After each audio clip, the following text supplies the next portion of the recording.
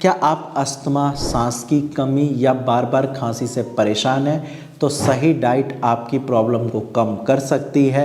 और अगर आप सही खान पान रखते हैं तो डेफिनेटली 20 से 30% आपकी प्रॉब्लम वैसे ही कम हो जाएगी। हेलो एंड नमस्कार, मैं डॉक्टर हिमांशु पराशर। आज इस वीडियो में आपको बताऊंगा 4 ऐसी चीज़ों के बारे में जो आपको नहीं खाने हैं, जिसकी वजह से आपकी अस्थमा की प्रॉब्लम बढ़ सकती है।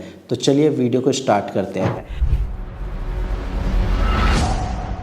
सबसे पहले आपको ये पता होना चाहिए कि ये जो 4 चीज़ें मैं आपको बताऊंगा, अगर आप इसको खाते हैं तो क्या दिक्कत होगी। आपकी चेस्ट में स्वेलिंग बढ़ेगी, आपकी इन्फ्लामेशन बढ़ सकती है, साथ में आपका बलगम बढ़ सकता है, सीने में जो कंजेशन है, जो जकड़न है वो बढ़ सकती है, और रात में सोने में दिक्कत होगी क्योंकि सांस में तकलीफ़ बढ़ जाएगी। तो इन चीज़ों को अवॉइड करना है। कौन सी है वो चीज़ें? पहली चीज़ है, ठंडी चीज़ें नहीं लेनी है।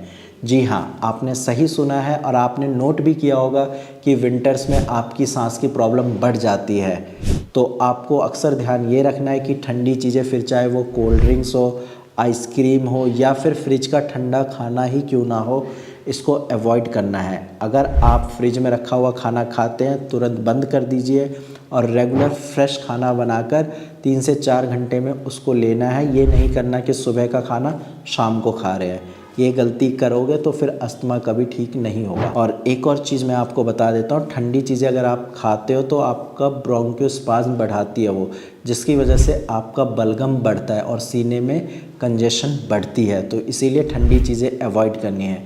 सेकंड है, आपको दही और छाछ बिल्कुल अवॉइड करना है, क्योंकि दही में म्यूकस प्रोडक्शन की कैपेसिटी होती है। वो आपके बॉडी में, आपके सीने में म्यूकस का प्रोडक्शन बढ़ा सकती है। इसीलिए आपको ये अवॉइड करनी है। नहीं तो अगर आप ज़्यादा दही खाते हैं, रात में दही खाते हैं, तो आपने नोट किया होगा कि सीटी जैसी आवाज़ आ रही है, सीने में बलगम ज़्यादा बन रहा है। तो इसीलिए दही और छाछ भी आपको अवॉइड करनी है। थर्ड चीज़ जो आपको अवॉइड करनी है वो है बेकरी प्रोडक्ट्स, जैसे कि बिस्किट, और इसके साथ साथ फास्ट फूड, क्योंकि वो पैकेट में होते हैं, प्रिजर्वेटिव मिलाए होते हैं, कलर मिलाए होते हैं, अब पता नहीं कितने दिन पुराने फूड है।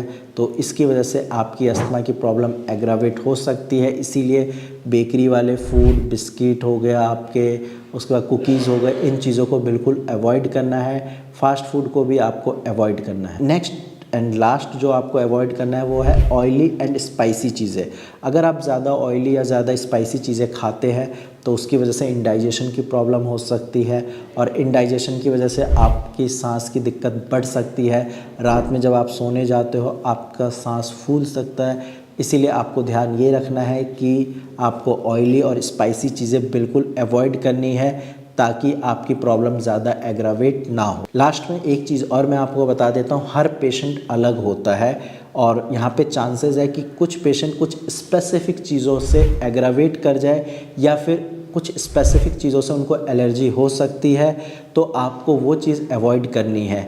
जैसे कि किसी को अगर बैंगन से एग्रावेशन हो रही है तो आपको बैंगन बंद कर देना है। ये आपको अपने अंदर ऑब्जर्वेशन लानी होगी कि क्या खाने के बाद मेरी प्रॉब्लम बढ़ रही है। इस चीज़ का बिल्कुल ध्यान देना है। और जैसे ही आपकी प्रॉब्लम ठीक हो रही है, साथ में अपनी मेडिसिन कंटिन्यू रखनी है, और होम्योपैथी मेडिसिन से बेस्ट कुछ नहीं है। और ये तो बात हो गई आपके अस्थमा के बारे में। अब हम बात करते हैं ट्रीटमेंट के बारे में कि अस्थमा को ठीक कैसे कर सकते हैं। जो चीज़ें मैंने बताई उनको तो आपको अवॉइड करना ही है, साथ में आपको अपनी होम्योपैथिक मेडिसिन टाइम से लेनी है।